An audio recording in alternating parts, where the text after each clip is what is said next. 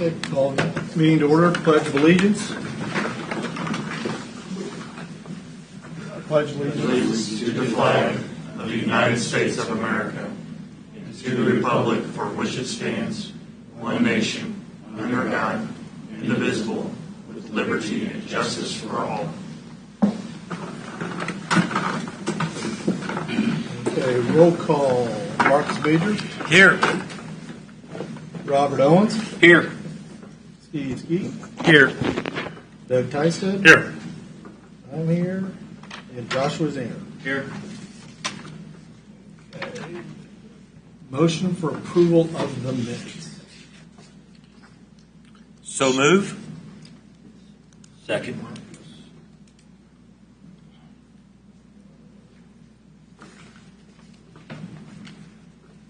Okay. Vote on the minutes. Marcus Major. Yes. Robert Owens. Yes. Steve Skeet. Yes. Doug Tysted. Yes. Joshua Zaner. Yes. All right. Secretary's report. All right, good evening, everybody. For today's agenda, we are actually going to hold the Board of Zoning Appeals meeting first. You will have one variance request on that. Then you will convene the BZA and open the Planning Commission, to which you have 2 items on the consent agenda. So if you approve the agenda there, those will automatically be approved. You have 4 plat and or exception items on the regular agenda, and then 1 public hearing for a language amendment. That's all we have. That's it. Okay. Do I have any declarations? Okay. So to close out meeting, go back into the other meeting, or just? Yeah, formally open the Board of Zoning Appeals. Okay. So we'll do a roll call on the Board of Zoning Appeals. Marcus Major. Yes. Robert Owens. Here. Steve Skeet. Here. Doug Tysted. Here. I'm here, and Joshua Zaner. Yes.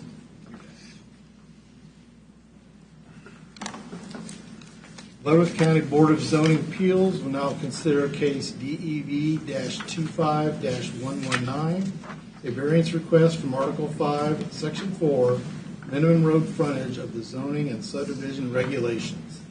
This requires a public hearing. Public comment limited to 5 minutes per person. Planning staff will now give a report. All right. Good evening, gentlemen. The case before you right now is case DEV 25-119. This is a variance request from the zoning subdivision regulations of Article 5, Section 4, which requires a property to have a minimum amount of road frontage for its zoning classification. In this case, the property should have a minimum of 200 feet of road frontage based off of a RR 2.5 zoning district. Based off the research that staff has completed, this property was created by deed in April 1996 between the subject property, which is 002, and its adjoining property, which is 003. The minimum requirements in 1996 for a tract of land was 1 acre and 100 feet of road frontage. This made parcel 003 non-compliant but entitled to building permits because the tract has 1 acre and over 100 feet of road frontage. However, parcel 002 is considered a non-compliant and not entitled to building permits due to the tract only having 91 feet of road frontage, approximately 91 feet. The current owners of the property inherited this property from their father that passed away approximately 2 years ago. The applicants are requesting a variance in order to sell this property as a buildable tract of land. There has been an opposition letter and a support letter that's came into our office. Both of those letters can be found in the agenda packet. The planning staff's policy is that we don't make any recommendations of approval or disapproval. We just provide the analysis of the 5 statutory factors. Your decision is based upon whether the request meets or does not meet each of those 5 statutory requirements. If it is determined that one of the 5 are not met, then the request does not pass. The 5 requirements can be found on page 2 of your staff report. The applicant is here to discuss their variance request further and to answer questions you might have. With that being said, I am open to any questions.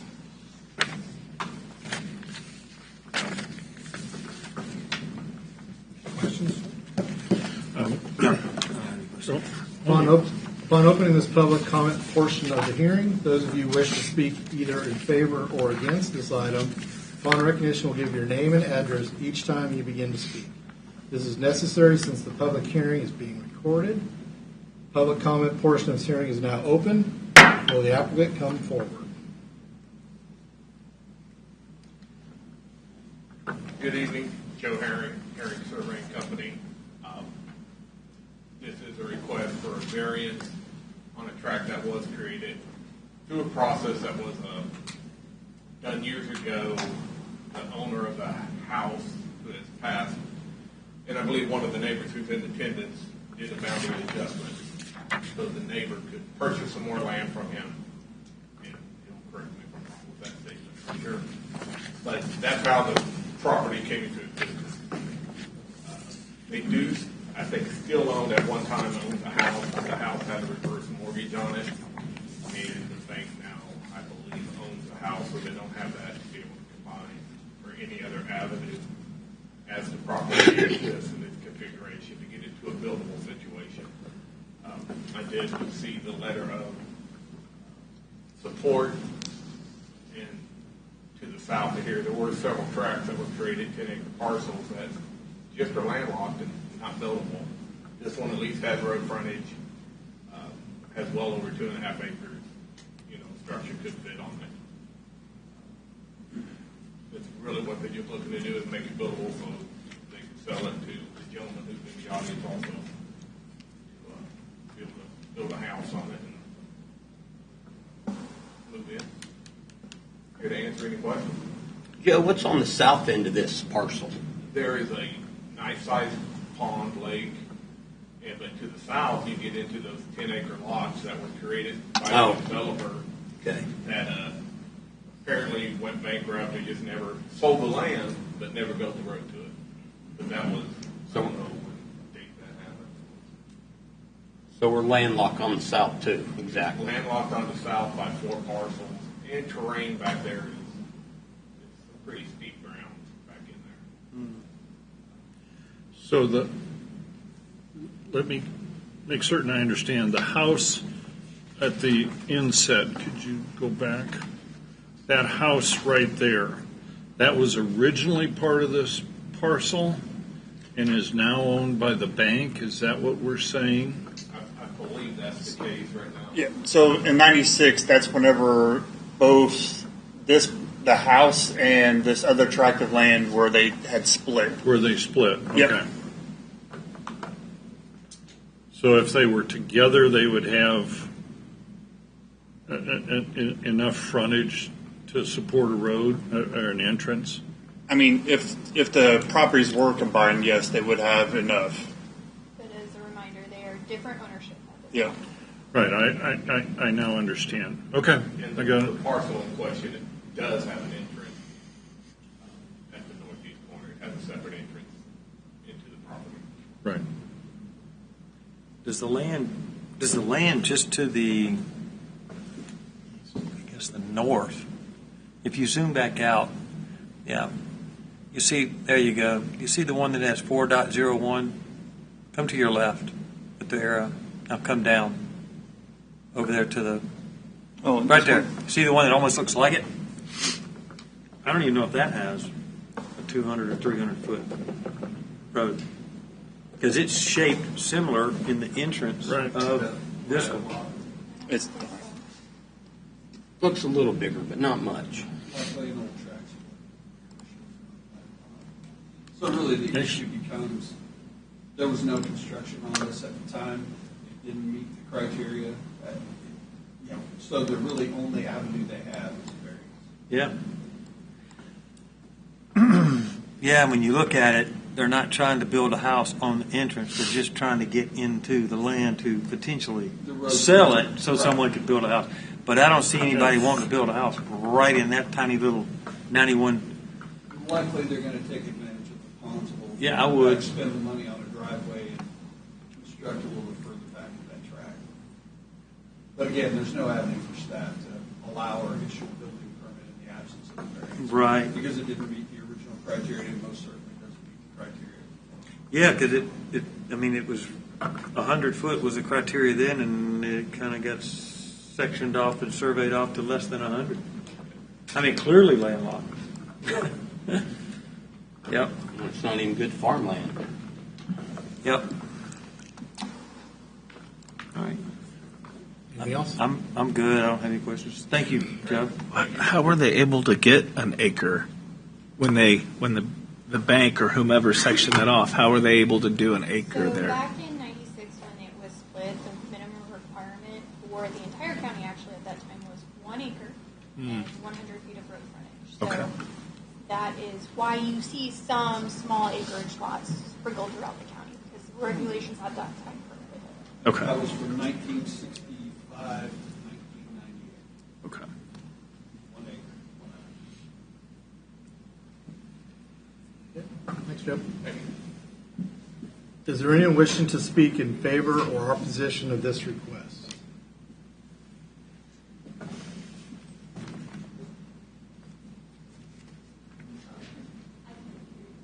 Is there any, You got to grab the mic. There you go. is there anyone wishing to speak in favor or opposition of this request? Come forward to the.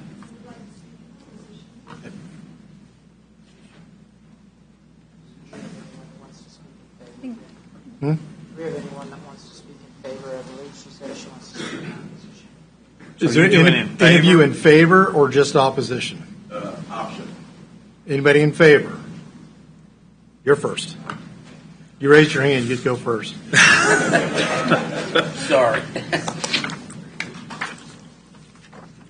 My name is Gary Draper. I am in favor.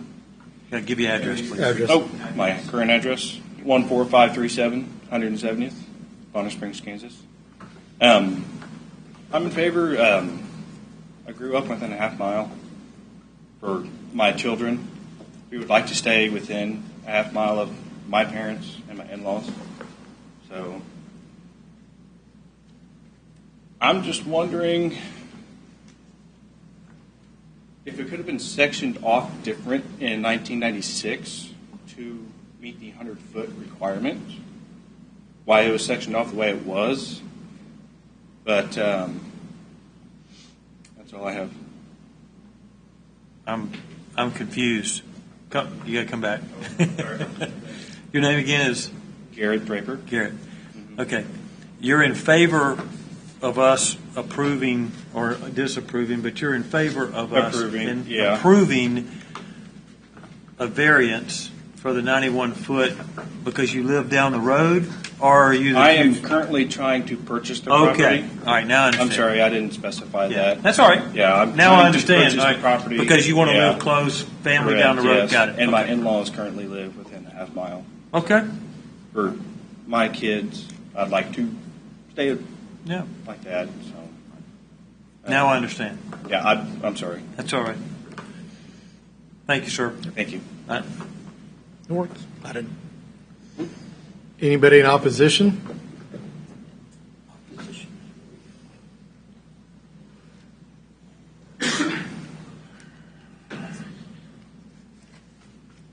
My name is Mike Kunavoski.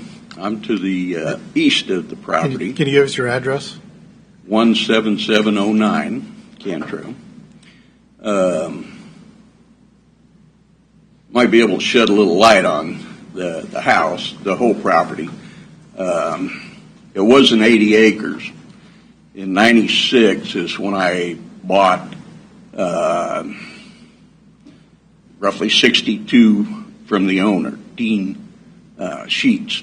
The little house was already built there. It wasn't built in 96. That's when we split the property. The house we found with Stephanie, the owner, in the basement of the house. We found plans from Montgomery Ward that they bought it in like 1962. It was a kit house, so that was way back when. When it was originally in '80, when Dean, the owner, sold it to me, we split off the 14, 15 acres that he has, and I bought the balance of the 80. Went back and built my house in the middle of it because I wanted to live in the country and didn't want anybody around me. So,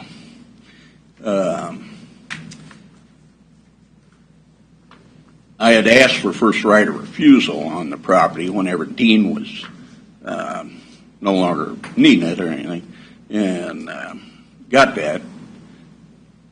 Stephanie asked me about it first before she listed it on the market.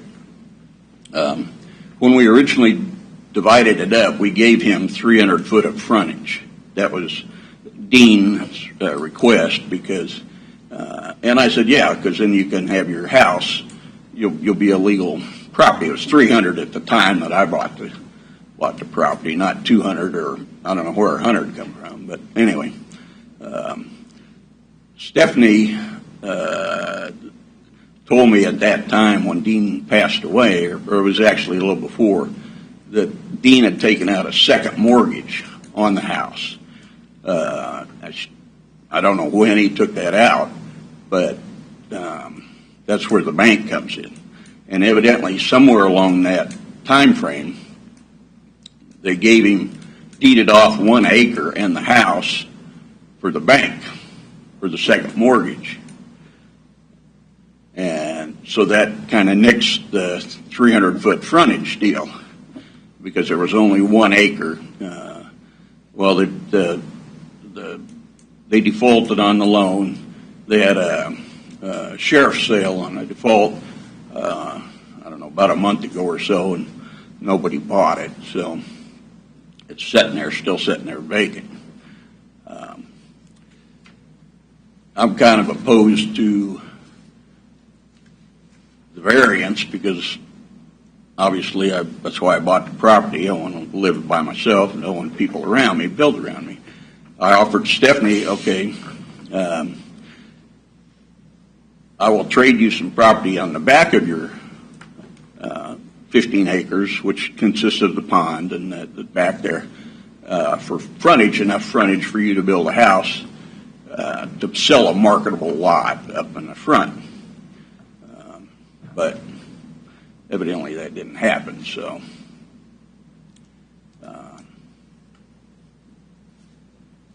I'm opposed to that. But secondary question, if you grant this variance for 92 feet, which is what's left, I think out of the 208 feet minus from 300 gives you what, like 92. 92 feet. Yeah. 91 and a quarter. Yeah. So I'll have to trade her some in the back for enough frontage up there, 200 feet of frontage, but that didn't materialize. But if this is granted, will I be able to do the same thing with my property next door? Can I get by with less than two? Pull up the map. Where's this property? Right next door. It's one of the east.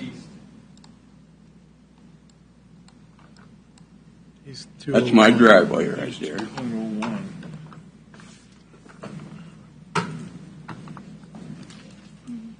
Okay, yeah, to the east of what you're showing. I'm just to the east.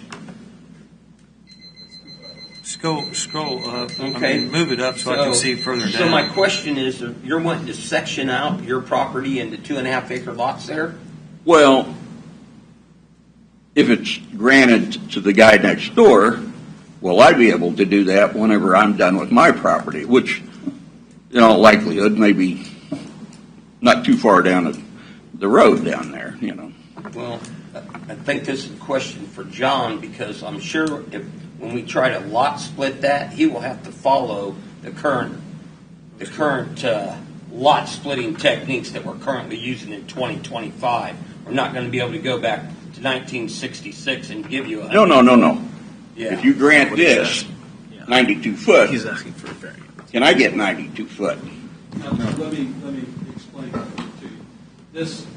because of the time that this was split, the requirement at the time, based on the zoning district in 1996, was 100 feet. So the variance simply complies with its time that it was split, gives it the minimum criteria for that split in 96. If you want to plat your property split or subdivision would occur today, which means you would have to comply with today's rules. If it's 2.5, and I believe it's 2.5, correct? Then that's 200 feet of frontage per lot, at a minimum of 2.5 acres. Does that answer the question? Yeah, that's exactly where I was going with that. So your answer you're going to give it you to... would not be able to do 100 foot at this time, sir. You will have to follow the recent guidelines set They're two forth. different things. They're two different Right. things. This was a split that occurred in 96. Your current property is not split currently. So if you were to split it, it would occur today, which means the current regulations would apply to whatever split you're going to do. Scroll They're not down. subdividing property Josh. as part of this action. Scroll down. I want to see further south. They're simply No, yeah. allowing a frontage to be less than Yeah. it was at the time that it Not that far. split. Yeah, Come there over we there. go. Now, Yeah, there's no. So the answer is no. Zoom out. Okay. Okay. Yeah, I want to see his property versus what we're talking about. Yeah, there we go. I'm trying to see the. Okay. Dang, you're way back there. Okay. Yeah, I go all the way back.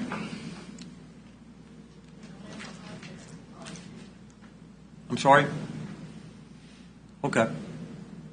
And you said you offered some of the land so that there could be enough road frontage for a Correct. buildable lot? Yeah. In exchange for what? It shortened the lot? Well, You- instead of being that far back, deep, acreage, whatever acreage up here, and Right. enough frontage up there. So Right. I'm looking to keep The pond? the trees all around me and that. You know. That's why I bought out there. Why I built the house, and Right. that was in '96. So I've been there quite a while. Okay, and the residence that you're talking about is down at the end of that driveway, Right next to 08. right next to the 08. Right? Yeah, about where your little pointer is. That's my house right there. Okay, thank you. Anything But else? the property line, I don't know if you can see it, it's 300 foot at the road, or originally was, 300 foot back, and then when you get back toward the back there by my house, it kicks out wider. And I don't know what the dimension is, maybe 500, or have to look at the legal for that, but it's getting pretty close. Thank you, sir. Thank you, sir. Anyone else wanting to talk in opposition?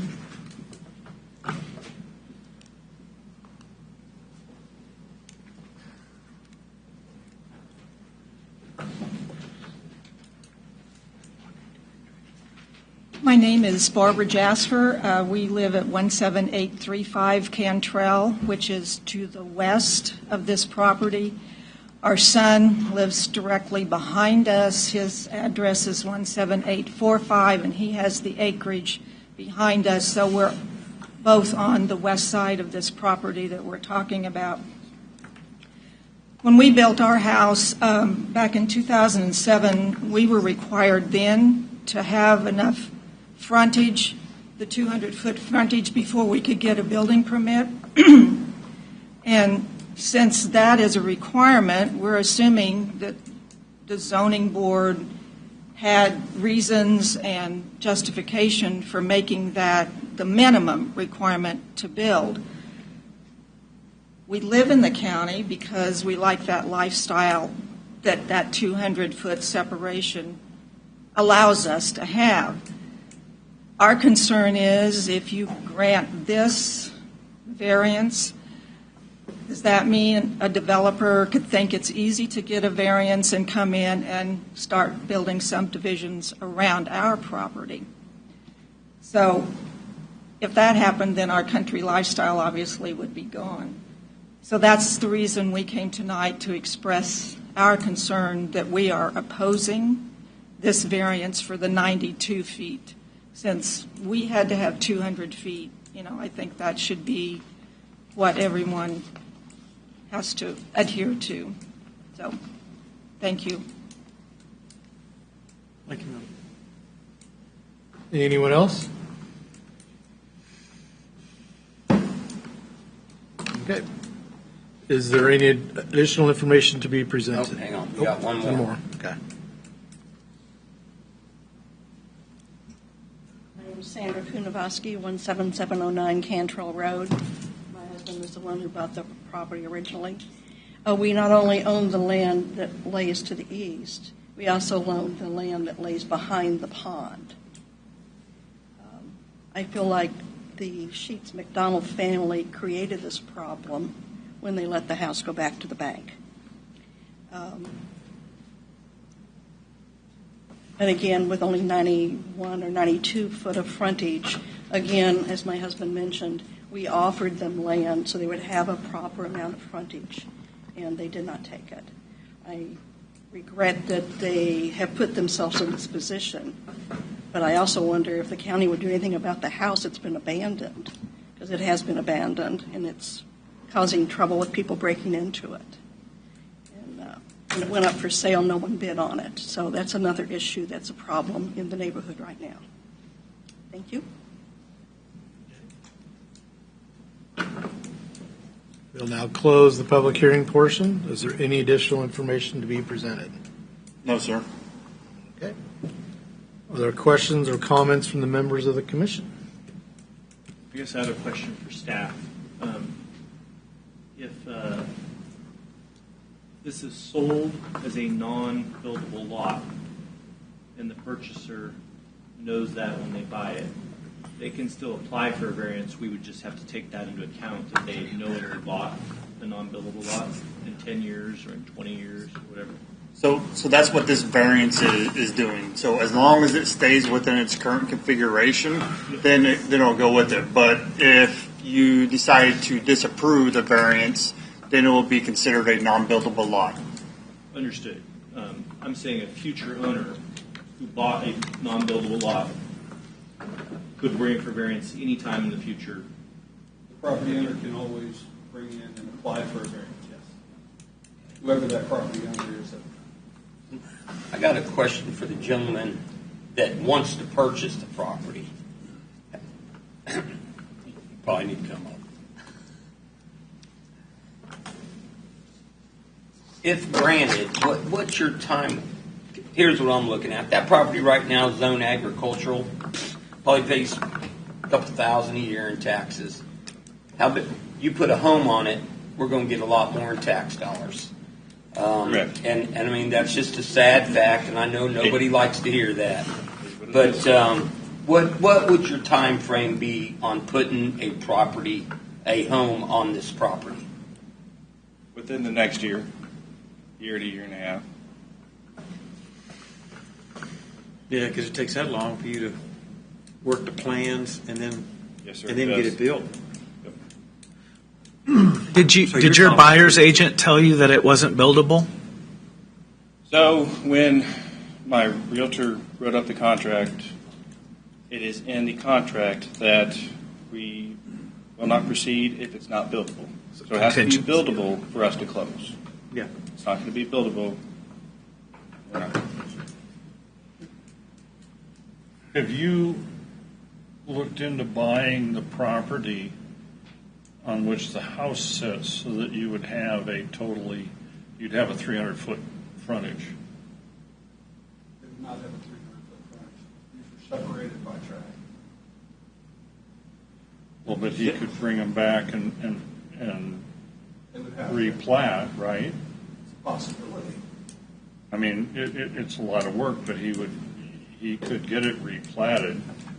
It might be a challenge to plat that in its current configuration. Oh, I know a guy. My wife and I have actually inquired about that house, and we could get a hold of the bank, or we could get a hold of nobody.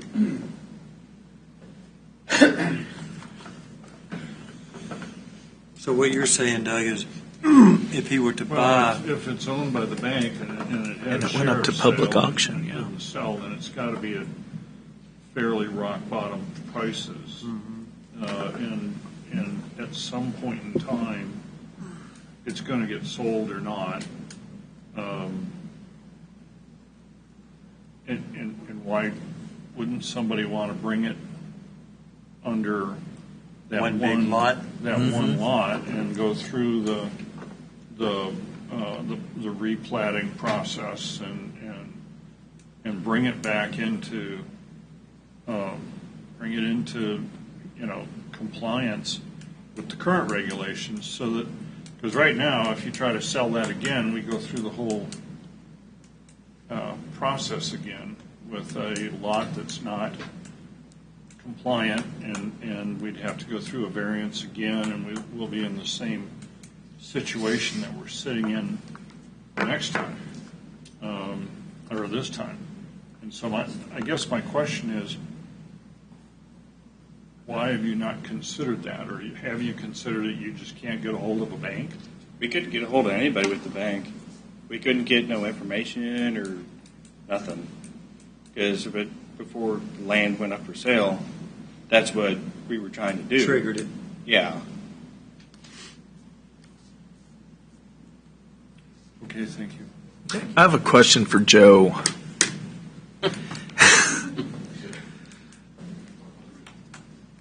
Do you know where the lateral field for the septic is on that house with the 1 acre? I mean, is it going to go over into where they would need to build a driveway?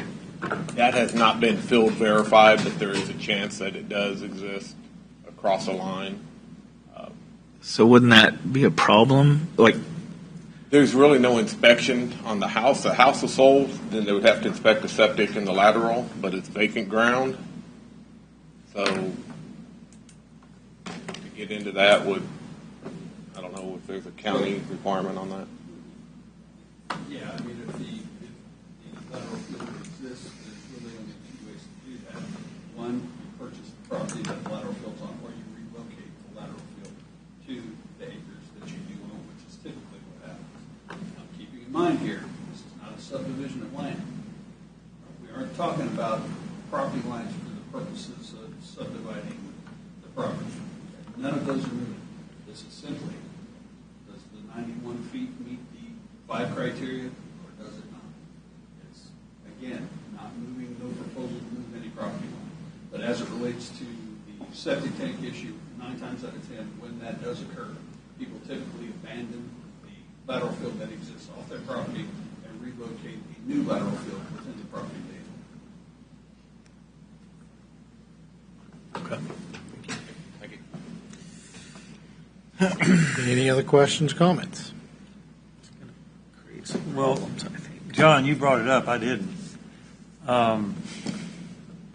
If a builder was trying to buy that, that's a whole process that we have in place between a neighborhood and acreage being blocked off in the whole 9 yards. That's not what we're talking about here tonight. We're talking about a single individual trying to get a variance approved to purchase land for a single house. Right. This is not a subdivision of property. Okay. All right. Anything else?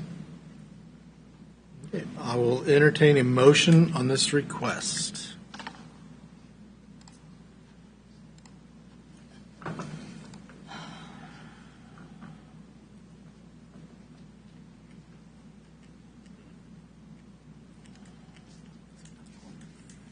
Chairman, I hereby move to approve a variance from Article 5, Section 4, minimum road frontage for zoning classification for case DEV 25-119 as submitted by the application based on the finding that all 5 criteria for a variance have been met. Second.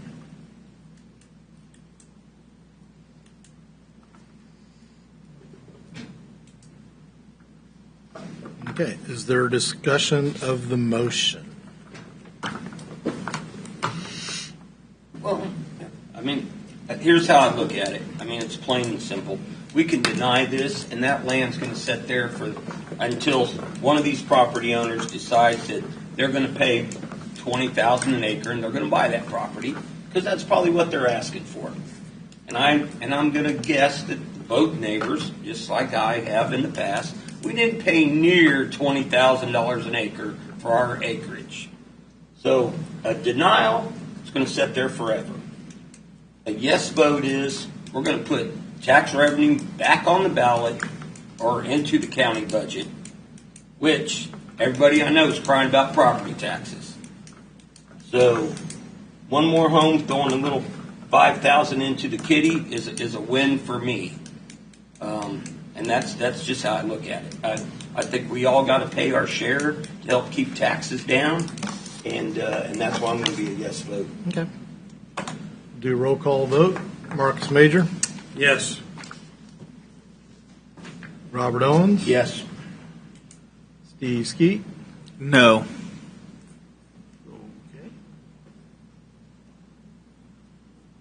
Doug Tysted? Yes.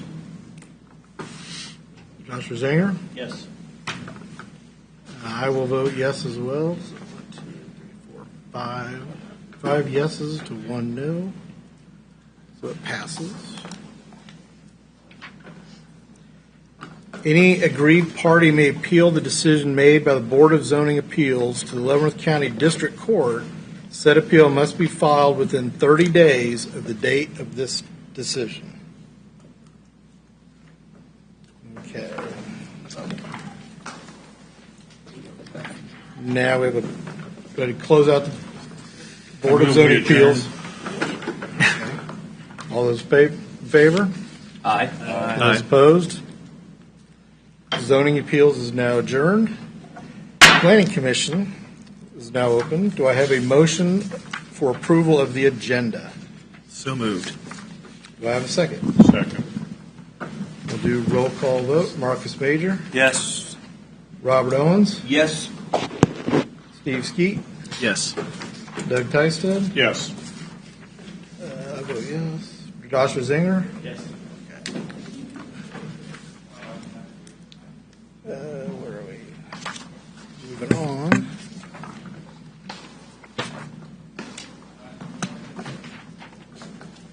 I cleared out the room. Yeah. The 11th Planning Commission will now hear case DEV-25-108/109, a preliminary and final plat for Markson North as outlined in the posted agenda. This is not a public hearing item. Planning staff will now give the staff report. All right. Case DEV 25-108 and 109 is a request for preliminary and final plat approval for the Markson North subdivision. This is a 6-lot subdivision located along Markson Road and K5, also known as Wolcott Road. This subdivision is located is zoned RR 2.5, and all parcels are compliant with the RR 2.5 zoning district. However, they are actually, majority of them are over 5 acres, primarily because the water line for water district does not exist along this current frontage. So, of course, when they are 5 acres or greater, they are able to apply for a water well for the source to the single-family house, which is why they have designed it in this manner. There is an existing water line along Wolcott Road that would service, I believe it's Lot 4 and Lot 6, or the two that front on Wolcott. So that is an existing water line, but Markson does not have one. This plat does require an exception for Lot 1. As you can see, it exceeds the minimum lot or the maximum lot depth to lot width requirement. It does have the minimum road frontage of 200 feet, but it does exceed the depth for that type of frontage. So an exception will need to be approved by this body before you can approve this plat. Otherwise, staff did review the plat for conformance with the zoning and subdivision regulations, and with the exception of that one fact, it is in compliance. So if you have any questions, the applicant is in attendance, or if you have questions for me, please let me know. Okay. Hey, Josh, do you have the aerial photo of that again? Like, I looked at it before we came tonight, and now I can't remember where that was. Where that was located. You want to pull it up on the map? No, that's good. I know exactly where this is. I just wanted to see So we're talking about that large area right there, number 12, and how it's zoned out. Okay. Yep. Yep. Does the applicant wish to speak?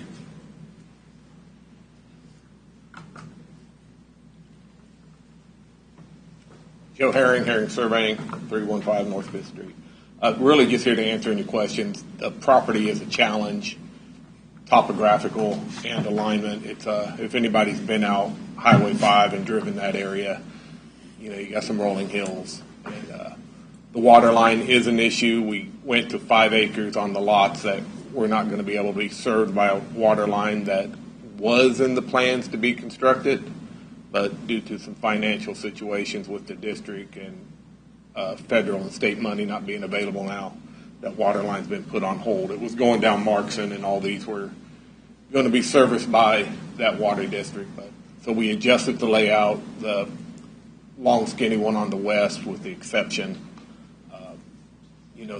The ideal build spot's up on the ridge. The front is a valley going through there. It's going to be one heck of a driveway, but ironically, there is a pretty big market for these types of lots and seclusion and everything else. But it's just it's a challenge of a property. The lot along Wolcott Road is a lot of road frontage along it.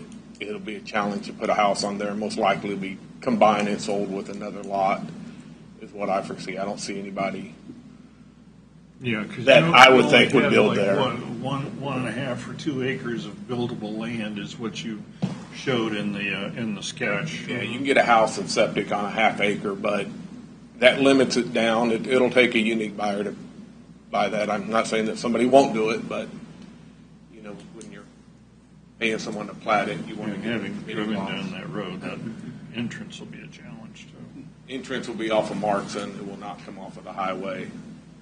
Go to that map again, map view again.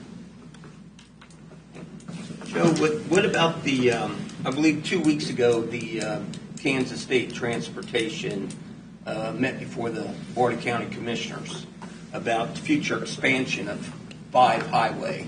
Yes. Have we taken in the fact that with the expansion, if this does happen, the frontage that they will have to take to widen 5 Highway, will this affect those lots at all? I don't know if this is a part, and I have not seen plans. You've seen the approximate layout, but I don't think plans exist, a design plan yet. So all that will be, it's just going to happen when it happens, if it happens. I know they're moving forward. It's one of those things where the realtor has to release, something's going to happen to that road. Something's going to happen to the road. That's the plan. It'll either negatively affect these lots or it'll positively affect them. We just don't know yet. Okay. And just to comment, we did notify KDOT of this application, and we did not receive any comments back. So We did reach out to. when we have a plat that is abutting a state highway like this, we always reach out to KDOT. Yeah. So. Okay. I forget the name of that group that worked so hard to get Highway 5 done, but anyway. All right. Thank you. I don't know if that's even. Is there any additional information to be presented? No, sir. There's also that discussion. Yeah. So, Are there questions or comments from the members of the commission? I assume title work's already been done on that, right? Yeah, that's a requirement for platting. They have to Okay. submit title work. I only asked because there was land right on the other side of that there was an oil field that went through there, and from the 1960s, there was a huge swath through there that you could not build on in case they ever wanted to tap into that oil, because I literally sold the land across the road from that. And I remember that went through right where that property is. So I just was curious on if you have those 5 lots there, if that is going to make any of those unbuildable. But if it's already went through title, that would have shown up. So obviously, Yeah, probably Joe could talk a little bit more, but my recollection of reading the title, there was no oil easement or anything like it's that. like a railroad and the railroad right away, but that's easy to get rounds up. Okay. I will entertain a motion to approve the accept. Wait, what am I on? Is there any- variance first. There's a variance. Exception. They've got exception on here. Yep. Mr. Chairman, I recommend we approve an exception from Article 50, Section 40.3.I, lot depth to lot width ratio in conformance with the zoning and subdivision regulations for case DEV 25-108-109 as submitted by the application based on a finding that all three criteria for an exception have been met. Second.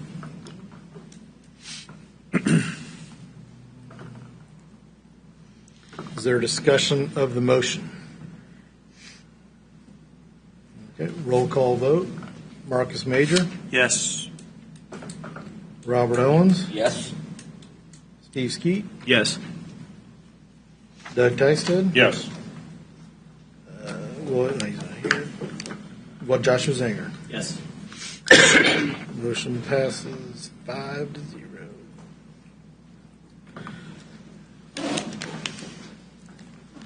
I want to entertain a motion to approve the, what's the second one? Variance? Yeah, that's the exception. plat. Plat. I'm trying to read it down through here. Motion to approve the plat. Chairman, I find that subdivision request complies with the zoning and subdivision regulations and move to recommend approval to the Board of County Commissioners of the request as outlined in case DEV 25108/109 based on the recommendation of planning and staff and the findings as set forth in the staff report. Second. Okay. We've got double printed on here. Is there a discussion of the motion? Okay, we'll do a roll call vote. Marcus Major, Yes. Robert Owens, Yes. Steve Skeet, Yes. Doug Tysted, Yes. Joshua Zinger. Yes. Okay, motion passes 5-0 as well. Board of County Commissioners will consider this item no later than December 23rd, 2025 at 9 o'clock in the morning in the Leavenworth County Courthouse. Okay, moving on. The Leavenworth County Planning Commission will now hear case DEV-25-110-111, a preliminary and final plat for the Markson, it's the same thing. No, Markson South, is outlined in the posted agenda. This is not a public hearing item. Planning staff will now give the staff report. All right, case DEV 25-110 and 111, as mentioned, is a proposal to plat the property at Wolcott, 000 Wolcott Road, into Markson South subdivision, which would be a two-lot subdivision. This parcel is also zoned RR 2.5 and faces the similar challenges that Markson North did. There is no water line that runs along Markson to service the western lot. The eastern lot can be serviced per the water district from the one on Wolcott. This was reviewed for compliance with the zoning and subdivision regulations, and an exception will need to be granted for lot depth to lot width of lot 1, that western lot. As you can see, it has a ton of frontage, but due to the odd shape, it does not meet the depth requirement. Again, this is very similar to the previous one, similar issues for access and water and such. So if you have any questions, Joe can obviously speak on his end, or if you have questions for me, let me know. Okay. Does the applicant wish to speak? Okay. Is there any additional information to be presented? No. Are there any questions or comments from the members of the commission? I do have one comment for the commission here. As we do these splits on these crazy lots that are basically useless without these splits, I'd like the viewing audience to know that by splitting these, we are making buildable lots for our county, which will generate revenue on down the road. We're not just doing this because we're splitting up farmland. These lots are not going to be used for farming. They won't? Okay, I'll entertain a motion to approve the exception.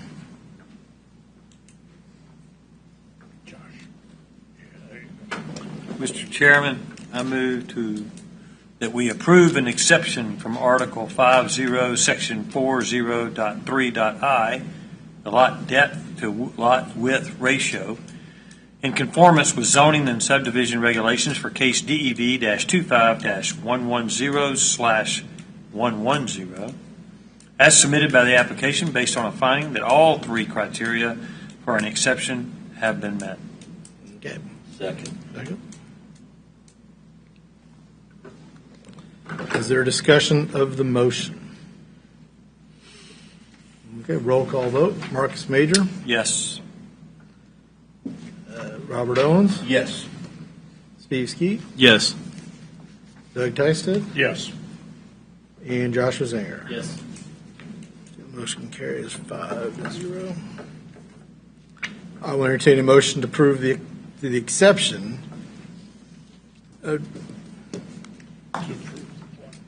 Mr. Chairman, I Approve the find plan, that yeah. the subdivision request complies with the zoning and subdivision regulations, and I move to recommend approval of to the Board of County Commissioners of the request as outlined in case DEV 25-110/111 based on the recommendation of the planning staff and the findings as set forth in the staff report.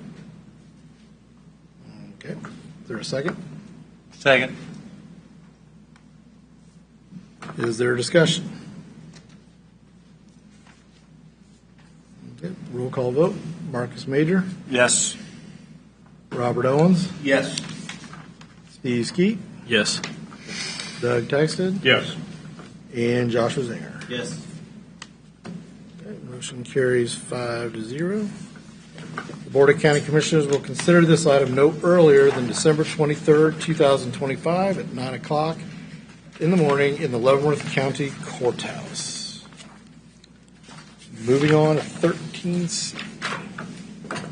Leavenworth Planning Commission will now hear case DEV-25-123, a tract split exception for Miller as outlined in the posted agenda. This is not a public hearing item. The planning staff will now give a staff report. All right, this is a request to split the parcel located at 20078 199th Street into a two-lot tract split.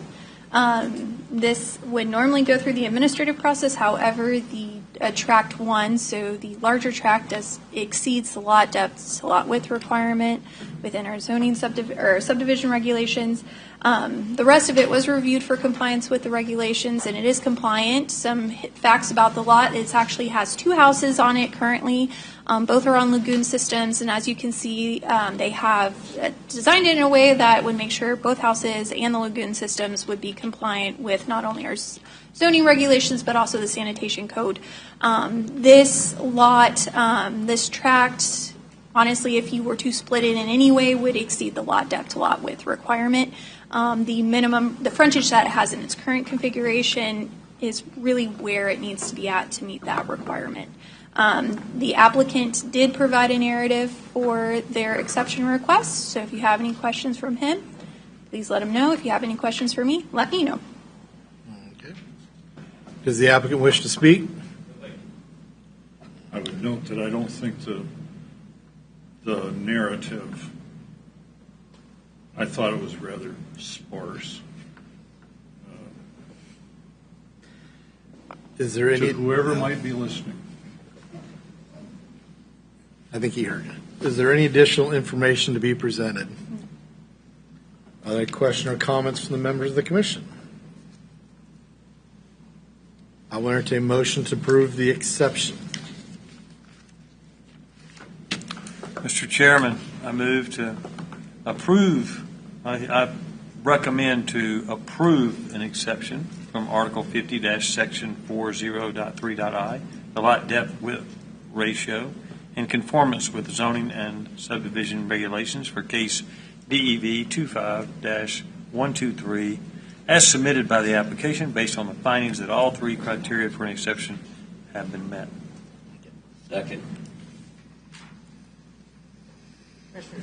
For a quick point of clarification, was that a motion to recommend approval or a motion to recommend approval? I don't believe that exceptions go in front of the Board of County Commissioners, so this would be an approval. Okay. Exception right All right. Approval. Be the plat then? I move to approve an exception. Thank you. Thank you, sir. I just want to make sure you're awake over there. Hey, I'm with it. That was a test. Is there a discussion of the motion? I'll still second that. Okay. Roll call vote. Marcus Major, Yes. Robert Owens, Yes. Steve Skeet, Yes. Doug Tystead, Yes. and Joshua Zinger. Yes. 5-0. Okay, moving on. 11th County Planning Commission will now hear case DEV-25-128, lot split exception for Lot 1, Alexander Farm, as outlined in the posted agenda. Planning staff will now give a staff report. All right, gentlemen, this next case is case DEV 25-128. The applicants are requesting an exception from the zoning and subdivision regulations of Article 50, Section 40.3I. That's your lot depth to lot width ratio for Lot 1 Alpha, which is this bigger lot right here. On the proposed lot split, since it exceeds the 1-to-1 ratio. The current configuration of this lot is a part of a platted subdivision known as Alexander Farm. During the approval process of the platted subdivision, there was an exception that was granted for this all of Lot 1. However, since the configuration of the lot is changing, a new exception is required for the lot as it is changing configuration.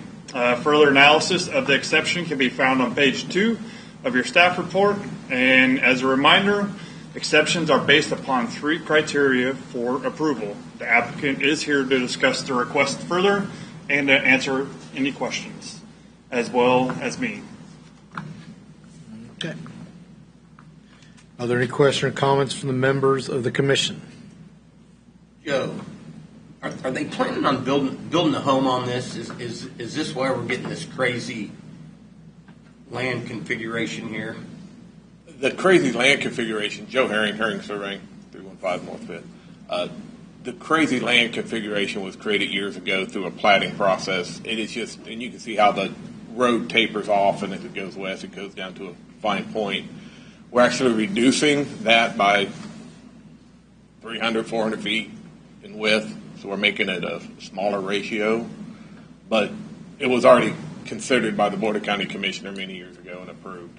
And we're just getting a second buildable lot off of this irregular shaped tract. So it was created by, actually, that tract of land was created by Millwood Road. Yes. So this happens quite a bit. You have a large acreage. Right through it. And then you do a road improvement, and it essentially creates an uneconomic remnant houses for a smaller piece. You don't normally have 15-acre, 5-second tracts, but it does occur from time to time, and that's why you have the odd shape. And how many acres You is showed this, a John? different map, Josh. 15 acres? Okay. So once again, what we're doing is we're putting viable land back in where we can actually get some residential use out I of it. think And that's the intent of the property owner. exactly. Can you do the other map, Josh? Up in the Northwest District, too. There you go. Thanks. Yeah, because I think it was the same case we looked at to the east of this map earlier, years ago or something. Because you can see it's the same. It's the other pie. We heard Where that not 6 long is. ago. Now we're hearing this side of it. And the reason he has to request an additional exception, as he said, it was granted by the BOCC a number of years ago. Yep. But whenever you change the configuration of the parcel, you have to request the exception. Yeah. The exception only coincides with that particular action. When it changes or subdivides, you have to require it. Goodness. Anything else? I will entertain a motion to approve the exception.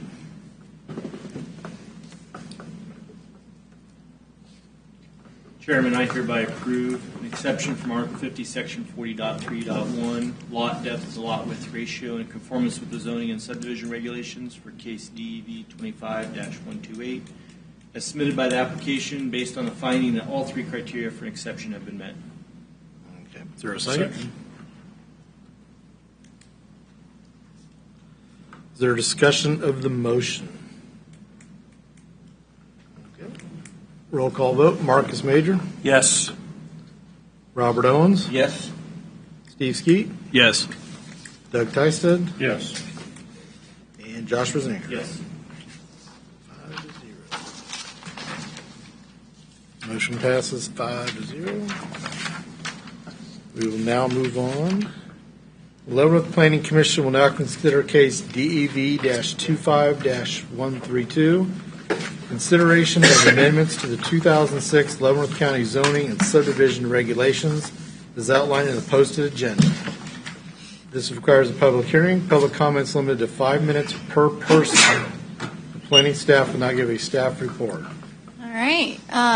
As you guys know, once a year we try and bring to you a group of language amendments that we're proposing in order to update the 2006 Leavenworth County zoning and subdivision regulations. Unfortunately, this year it took a little bit longer to get to you guys, but I think we've talked about it through the years about most of this. So if you have any questions, just stop me and we'll try and get through this as quickly as possible.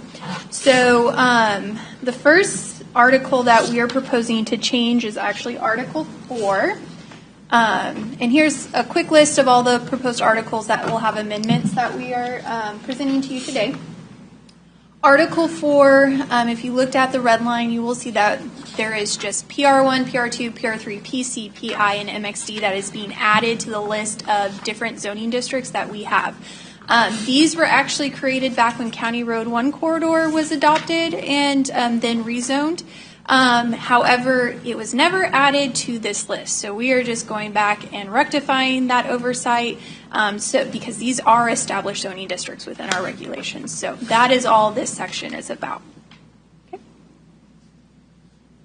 Next, we're going to go to Article 5, which is the rural residential regulations. This was a request actually from the Board of County Commissioners to look at our front yard setback requirements, which we did. And what we did was we looked at surrounding counties like we normally do.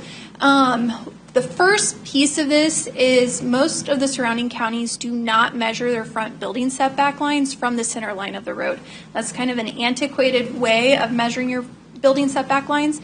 So what we're recommending is instead of it being measured from the center line of the road, that it'll be measured from where the road right-of-way ends or where the property line begins.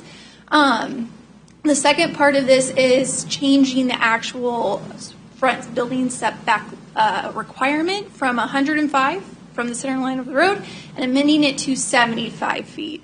Now, for the majority of parcels, this really won't change anything considering a lot of our road right-of-ways are 60 feet. So from the center line is 30 feet plus 75, you get the 105-foot setback. There might be some right-of-ways where this will adjust it a little bit. There was questions raised about what that will do to existing subdivisions. That will not change those. When those subdivisions were adopted with the 105-foot setback, it locked in that setback for those subdivisions. So this does not retroactively change that. This would be for everything moving forward and for parcels that aren't part of a subdivision that are wanting to build a new structure. So just clarification on that. I also wanted to note that the internal road systems within a platted subdivision is not proposed to change within this. They will still have a 40-foot setback. And again, that is measured from the right-of-way line or the front building line instead of the center of the road. Next, we move on to Article 7, which is the R1 one-family dwelling district. This is one we have talked to you guys a couple times about. And this is codifying the requirement that the R1 zoning district will be limited to within 1,500 feet of a city limit line. So if somebody is wanting to come in and rezone parcels from our R5, our R2.5 to R1, this is a requirement that that zoning designation would only be within 1,500 feet of a city limit line. The intent behind that is to concentrate higher densities, which is the highest density a county can achieve, to the city centers or the outskirts of each city, logically implying that at some point they're going to annex that. And then also limiting 1 acre zonings further out in the county, which would impede logical development in accordance with their future land use designation. Yeah. So basically, if you want 1 acre lots, you have to be within 1,500 foot within the city. Yes. Or boundary. Yes. And you don't, I mean, we're not going to go exceptions to put septic systems in. You're going to have to go to city utilities. Well, if you've got a 1 acre, if you've got 1 acre, you can still do septic systems. However, what we will do is what we have done over the last 2 years and require a developer that's going to propose 1 acre lots to speak to the jurisdiction that they adjoin and make sure they leave open spots for that jurisdiction to place trunk lines or interceptors so that when they annex it in, they have the ability to construct those sewers without having to buy additional property and assemble properties for those particular utilities. You can still have a septic tank, but you do have to address it with the adjoining jurisdiction so that there's a logical plan for the extension of utilities at some point down the road. You can't plat everything within the subdivision and then, thereby blocking their ability to extend those utilities in the future. So again, the idea is to condense the densities, leave open spots for utilities, still allow development for the property owner, but make sure those 1 acre subdivisions that require more attention aren't further located out in the county, because typically you have 2.5 and 5 acre designations the further out you go. Okay. Thank you. Any more questions about this one? Okay. I forgot to mention with the change in the front yard setback, that means we are also changing the front yard setback standards for the R1, the R2, the R3, R4, B1, B2, B3, I1, I2, I3 standard. They all had the same standard. We're just updating it to this language. So I did not put that in the slideshow, but if you have any questions about those specific zoning districts, please share. Because you brought it back up, I'll ask a question about that one. Okay. The front property line, is that typically defined as the edge of the road or where? Mm-hmm. Well, obviously you have a survey. In a county, you can get a precise property line, but in a county, typically road right-of-ways are easements. They're road dedications by easement. In towns, they're normally fee simple title. In other words, the right-of-way is dedicated to that community. That's the difference in the two. So the front property line is still the center of the road. However, for consideration from the front building setback line, it would be the edge of the road right-of-way easement. Doesn't change the property line. It just changes the configuration on where you measure the structure. the edge of the easement. The edge of the road right-of-way easement. Now, we still do have some fee simple title, so that's why you don't see easement in the language, so that you have a universal application of the front setback. Let's say you've got a state highway. That's fee simple title. That is not an easement, but it may impact properties within the county.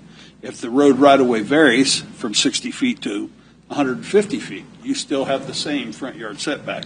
It's going to be further back because the road right-of-way is further back. So that's the intention. This was a request from the BOCC to address this. If you have 105 feet and you've got 120 feet of road right-of-way, obviously you have a problem if you're measuring from the center of the road. It's not accounting for that variable road right-of-way. And if you're asking why it was listed like this, that is the way it is described in our definitions. The front property line correlates with the edge of the right-of-way easement. So are we decreasing that amount or are we increasing that amount? Depends on the road right-of-way. Okay. So in a typical case, we have 60 feet of road right-of-way. The setback is the same. It's 105 feet. Okay. Because you've got 75 feet from 30 feet of right-of-way. Okay. Add those together, you get 105 feet from the center line of the road. The intent of doing it this way, so it has the least amount of impact for new structure, comparatively speaking, to existing structure in the county right now. However, if you have an area that has, I don't know, a bridge, some type of improvement, where that right-of-way will vary, which absolutely happens on state highways and happens on local roadways when they're structured, then that home or structure has to be pushed back further. But the 75 feet never varies. The only thing that varies is the road right.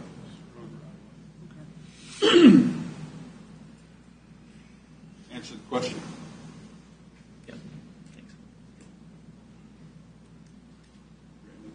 Yep. Okay, so jumping down to Article 20, additional height and area regulations. Once again, we have the language about the 105 feet from the center line of the road, so we're just cleaning this up to match the zoning district standards. In addition, Section 16, lot width shall be measured as a road frontage on all lots except curved street and cul-de-sac lots. We are adding on curved street and cul-de-sac lots, the lot width shall be measured at the setback line, just clearly indicating that that standard applies to both curved streets and cul-de-sacs, because there was questions previously. So just cleaning up that one up. Is everyone clear on the reason for this? Okay. All right, skipping to Article 22, that's our special use permit section. We are putting back in the language of if the ownership of the property is transferred, the new owners must notify the Leavenworth County Planning and Zoning Department within 60 days, showing proof of ownership in the form of a deed or notarized affidavit. If no such notification is made, the permit shall automatically become void. Essentially, this is saying, if somebody buys a property with an active SUP and they are willing to or notify us that they are going to comply with the approved conditions of approval of the original SUP and not change anything, administratively, we are authorized to extend that SUP approval onto the new owner. Obviously, they have to follow all the criteria that outlined in that statement. However, if they do not notify us, that SUP shall automatically become void. It no longer is in effect. And they will have to repeat the process. Now, this was at the direction of the Board of County Commissioners. This is the language they wanted to see. And I thought we did away with that, where the sale, once the property was sold, the SUP didn't continue no matter what. Previously, that the previous board gave us direction to do that. Okay. That was not a proposal by staff. That was a mandate from So the these commission are in new county place. Commissioners now want to redo this. These SUPs are going to carry on. They have, well, with the sale of the property. If you maintain the same elements. If you don't, if you expand, if you change, you must then go back through the process. They gave us administrative authority to determine that fact versus simply making everybody come back through the process again. They've changed their mind. This board has decided that's what they want. So the next board can change that back again. The next board can change anything they want. Okay. Any further questions And on this? if it's an SUP that's been limited in time, this does not affect that timeline. If the timeline continues as it was, it doesn't start a new timeline. It does not. Okay. That's what I want. Thank you. Yeah, so the SUP still maintains from its issuance to the end of that time center. So if you sell it, let's say you get one for 10 years, you sell it at 5, you've got 5 years left before you have to repeat the process. You don't have 10, you get 5. That's correct. Got it. Thank you. Okay. Ready to go on to the next? Okay. Section 5 of the same article, conditions of approval. Staff requested that we add in the language that that SUP shall be valid until the permit has expired or action is taken to revoke the permit. Just clarifying when an application actually expires. If it doesn't comply with those, then obviously it would expire. Could I ask one question about this? And that has to do with those that have been in existence without a expiration date. Because only in the last couple of years have we started putting expiration dates. Thank you. So if it's someone who buys a piece of property and they go through your process within 60 days, does it also then have a non-expiration date on it? Or do we go through the process and then determine an expiration? I believe that would be part of the administrative review. Each one is going to be on a case-by-case basis. Okay. And once again, this is all put in front of us by the current Board of County Commissioners. Are they asking our approval on this, or are they just saying this is how we're going to do things? This is what they want to see in this particular language amendment. Yeah. So anything that you approve or recommend approval will end up at the Board of County Commissioners. Okay. So before you go through that and to allow the process to be streamlined, they make those comments up front. So you're aware of their comments when you're weighing these considerations. All right. And in addition to that language, we also added a second paragraph onto this section. Upon meeting the criteria determined by departmental policy, a condition may be placed, and I see that placed is misspelled, so we'll fix that if you guys are in agreement, on a special use permit that requires the applicant to provide professional security staff to attend any event or events that necessitate the presence of law enforcement personnel. This was a request that was made previously. I believe it was last year. I'm sure you guys remember. So we're just codifying that ability for you guys to require that. It gives you a premise by which you can request it. Yep. All right. Any questions on this section? Next section is Section 8, Termination of Approval. And again, this is kind of goes back up to that first one. We are adding a line. First, it says cessation of the activity covered by an approved special use permit for a continuous period of 12 months shall be considered abandonment of the special use permit. Change of ownership shall also result in the termination of an approved special use permit unless the new owner has submitted an affidavit that acknowledges that they will operate the special use permit in conformance with the approved conditions. Either of these conditions will result in an immediate revocation of rights approved by the special use permit. So this is clarifying that it will immediately revoke that special use permit if they do not get, if they cease operations by 12 months, or if the owner transfer of ownership does not get that affidavit and gets approved to us. So there's no question as to how that SUP will end. This clearly states that it will automatically cease. So no further action will be necessary from staff or anybody for that to terminate. It's automatic if either one of those situations occur. So once again, they're asking us to, with the sale, as long as the new owner says, yep, I'm going to do that, then we say, okay, you're okay to get a SUP to continue that one, is basically what they're asking us to. You are bound. I think they have to apply. Well, if you sell a property that has an SUP and you comply with that 60-day notification, you're bound by the original approval of that SUP. And if there's a termination date on that SUP, regardless of how many times you sell it, that termination date stands. Yeah. If there is not a termination date, the termination date never occurs unless you have an action that's outside of the narrative or in violation of the original approval, in which case there's a process by which the Board of County Commissioners can revoke that SUP. But it requires the same process as approval. In other words, there are public hearings, and then they make a determination for the revocation process. What this does eliminates that process if you violate that 60-day time period or you abandon that use for 12 months. If it's not an active use that you have an SUP on, then it terminates. And then you have to go back through the process. Yep. Even if you didn't have an expiration date, you now have to go through the process and they can establish an expiration date. You don't get any of those rights that are allocated through the SUP if it's terminated. You must start the process over. All over. Yeah. So there's no more of that grandfathered sell to sell to sell and everything just continues. Well, it can't be as long as you follow them. Well, yeah, but you could sell it and say, hey, you got to file an SUP. Make sure you do that tomorrow. And they come in and say, yep, I bought this property and I want to continue my SUP. I'm going to do business as usual. I'm from New York, but I don't care. We'll do it the way it says.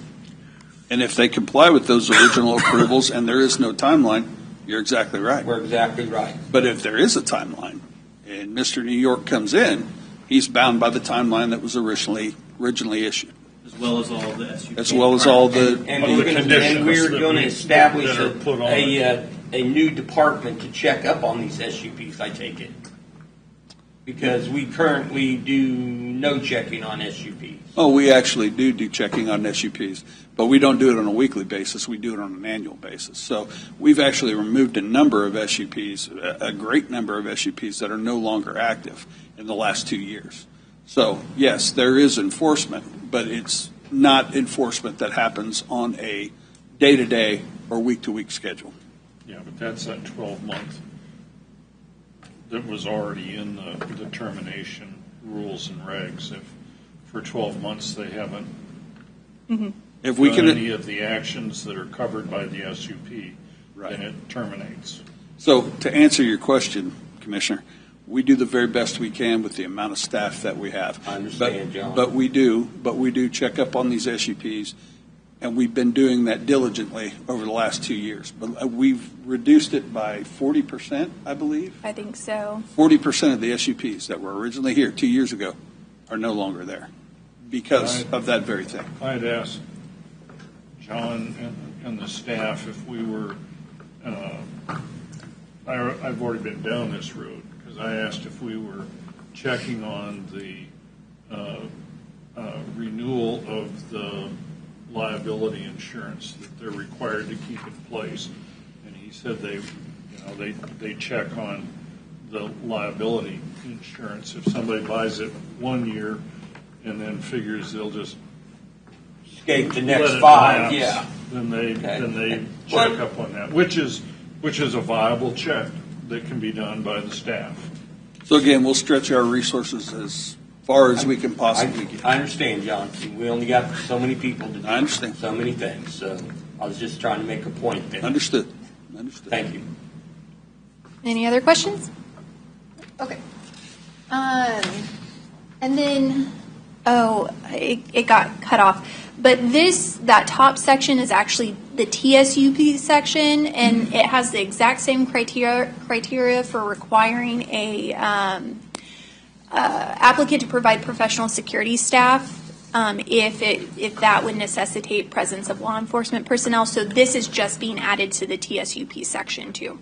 So it'll apply for both special use permits and TSUPs. And in staff's opinion, you're typically going to have that particular requirement more likely in a TSUP than you will have in an SUP, because TSUPs are essentially event permits. So we're saying that if an event is going to be attended by county law enforcement, then they must have. We're not saying county law enforcement at all. We're saying that you, as a board, and the county commission as a board, have a basis by which to require an acceptable security measure, which you didn't have prior to this, if you believe that event or that SUP may require that condition.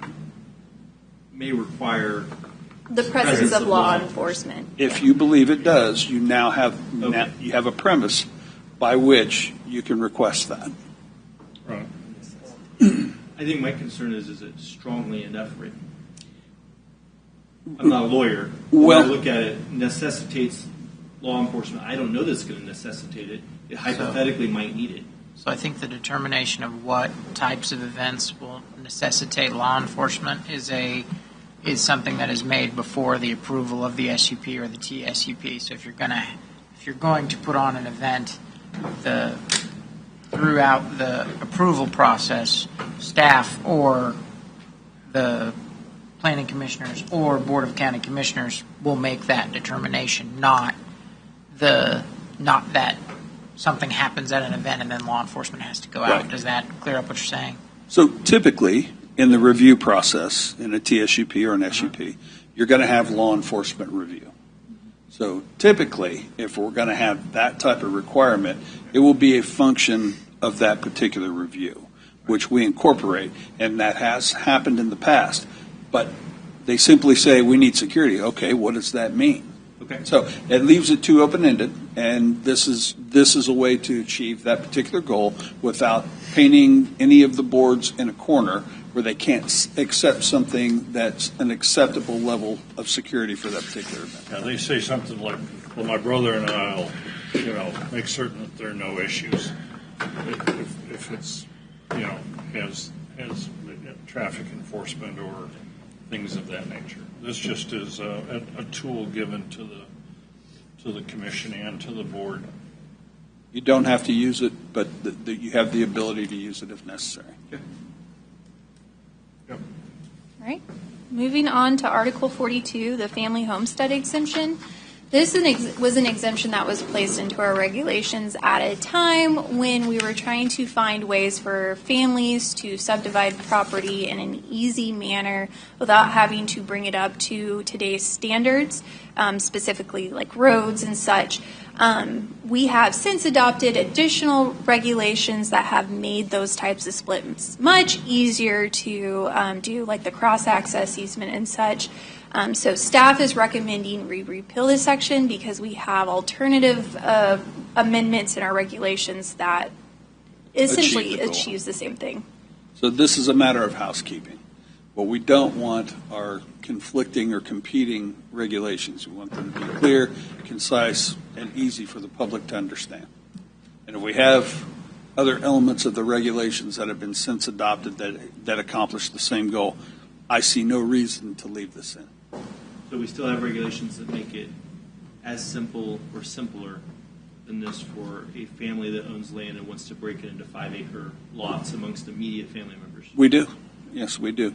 And there are elements in this particular regulation that are virtually unenforceable. And so I don't like regulations that are not enforceable. If it doesn't achieve the goal and it's not enforceable, then it needs to be repealed, which is a housekeeping element that you'll see on an annual basis. Typically, the tool you see for this nowadays is the cross-access easement. And as she said, this was in place prior to that particular regulation being put in place. Right. Any other questions on that? Okay, moving on. Article 50. These are our design standards for subdivision regulations.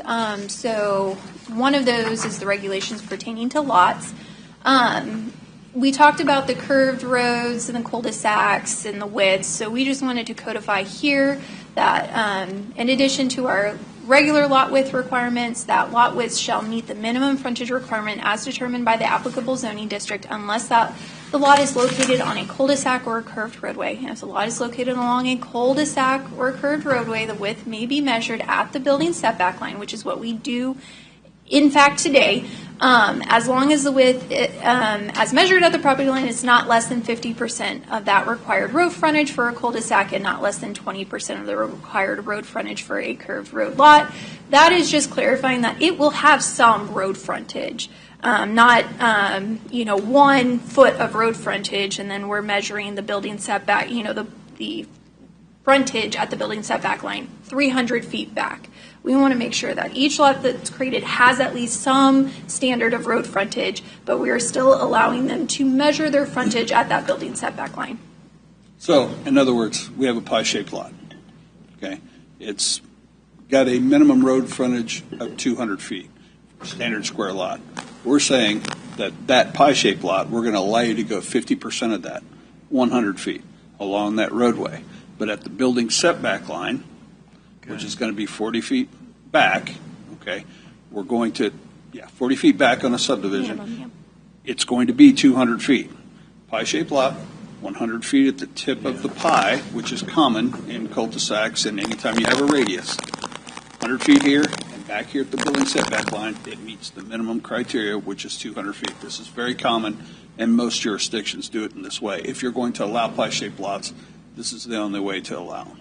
Yeah, we've done some exceptions like. Yeah, but won't we just give them an Jeff. exception if they give us a big plot If we and codify we got it- one pie-shaped lot that's not quite at 200 foot? If you codify it, then you have something to give them an exception from. Right. Oh, okay. All right. That's. In the absence of that, no. I'm following you now, John. We're setting a basic. So we could grant an exception, but additionally, it may greatly reduce the number of exceptions coming to us because it's been codified. It can just be done. As long as it's compliant. Right. Typically, they're going to be compliant with this, and this is not a large issue. Most developers are used to doing it this way. In a city, typically, what you're going to see is 35 feet on a 10,000 square foot lot. That's how small the road frontage can be. Not in every jurisdiction, but that is the norm. 35 feet in the city, and then measured at the building setback line meets the minimum, lot width, which is typically 65 to 75 feet. So it's common practice. What's yours, Marcus? I don't know what I have. I have a very tiny. Joe Herring, that's the I'm in question. trouble. What? Before we pull him up, can we wait till the public hearing opens? Yep, let's wait for, Okay. if that's okay, can we Okay. wait there? Let them finish, then we'll grill Joe in a minute. I don't know what I have. Well, I'm sure Joe's wanting to get up and speak anyway. I'm sure he's biting at the chomp. Yeah, go ahead. All right. Okay. Moving on to the next one so we can keep it going. Easements and setbacks, cleaning up this section to match what our current standards are. We really don't have alleys in the county. That's not something you see in our regulations. And so to create a standard primarily for alleys, it just seems weird. So we're going to take that reference out and then establish a permanent easements not less than 10 feet in width shall be provided on all front, side, and rear lot lines for the utilities that are required within that subdivision with a minimum dimension of at least 20 feet in width across the total. So as you guys probably recognize, usually we have 10 feet of utility easement on one side of the line and 10 feet on the other, so you get a total of 20 feet. That's to make sure that there's sufficient area for utilities to be able to go within that easement. And it's just an antiquated component of the regulations that have just lived on and lived on and lived on. Alleyways, public works departments do not want to take care of alleyways. They are not equipped to do so. And most jurisdictions get rid of these unless they're in a master plan community and they serve a purpose. So that's why you're seeing them eliminated here. The easement gives you what the intention of the alleyway would have given you in its original inception. So. I think this is one of the last ones, the lot tie agreements. Again, I know we've talked to you guys about this before. So we are codifying the ability for these lot tie agreements to now occur in the county with this action. So for those of you who might not remember, lot tie agreements are the ability to tie together platted lots into one lot without having to go through the replatting process. We had one just recently that had to go through this by replatting the property. That adds time, it adds expense. This would just allow them to go through an administrative action by signing an affidavit or, essentially stating, I agree that these two lots are now going to act as one zoning lot for the purpose of a single-family residence plus accessory structures. We included some standards by which, this would only be approved for, so it has to be a platted lot within a subdivision. The lots are no greater than 4.99 acres. No more than two platted lots are being combined, so you can't have 3, 4, 5. You just can't continuously attach on, right? And then the said lot agreement shall not create or further increase a nonconformity of the platted lots or any structures within the parcel. That's pretty standard language. We'll allow you to do it. Just don't create any nonconformities with our regulations. Any questions about that? Why did we go with not greater than 4.99?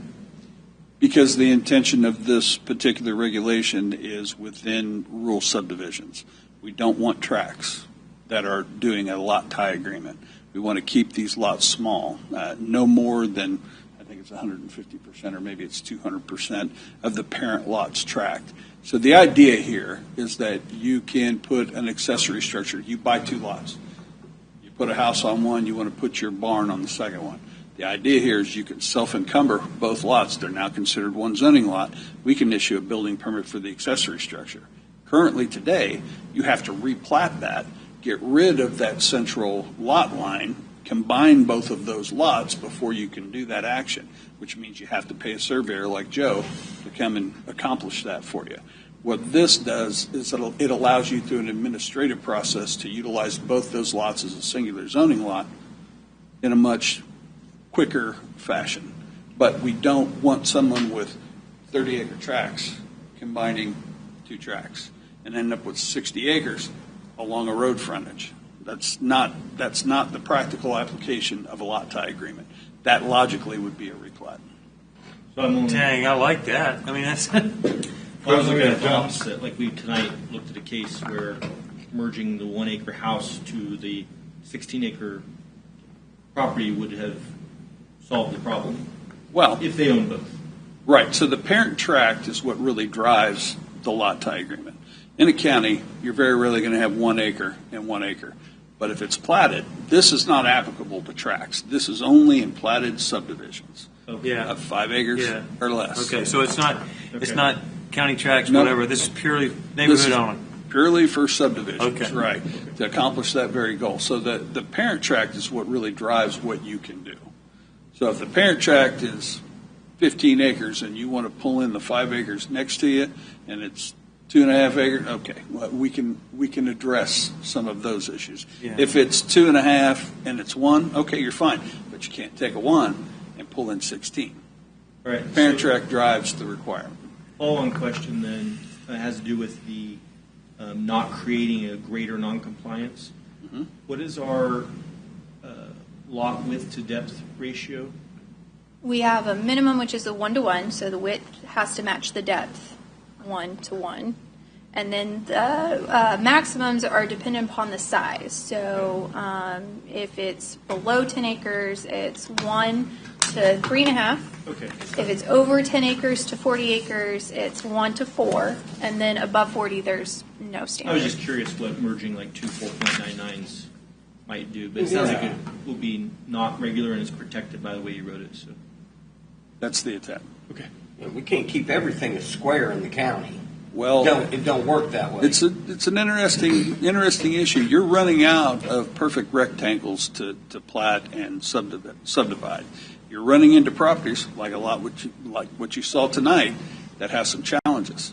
So, you need some tools in the toolbox to be able to address those, and you need those. I know you get tired of hearing exceptions, but really, that's the best tool you have to be able to regulate some of these challenged areas.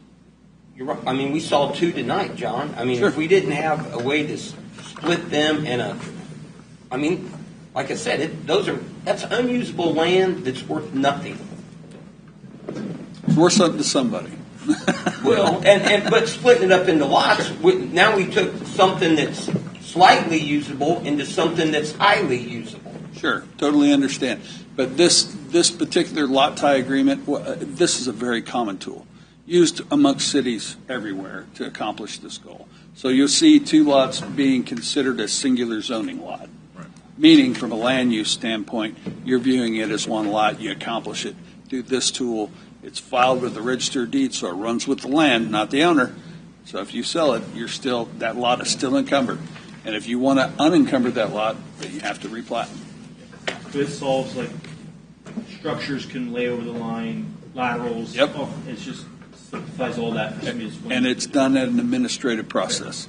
So it's like I said, very common tool. It's a way to yes for the average person without having to take out a bank loan to address those kind of items. Any other questions? Okay, now again, you're going to see text amendments from us on an annual basis. I've been telling you this since I first came. You're going to see them because we're trying to get rid of some of the antiquated components of the regulations. If you do it piecemeal, it tends to be a problem to enforce. So we start at the beginning, we work our way to the end, and we try to take out sections that are competing or conflicting. And we try to address these types of issues in one large block versus piecemeal throughout the year. I think it's a better way to get a better regulation set. Anything is on the table. If you want us to look at something else, we'd be happy to do so. But plan on every year, starting in the first quarter of the year, we're going to continue these. Good. Good. And with that, I like it. you are open. If you have no further questions, we would ask that you open the public hearing. If you agree, we can move on. Questions here? Hmm? No questions here. Okay. Open the public hearing. We do. Upon opening the public comment portion of this hearing, those of you wishing to speak either for or against this item of recognition will give your name and address each time you begin to speak. This is necessary since the public hearing is being recorded. The public comment portion of this hearing is now open.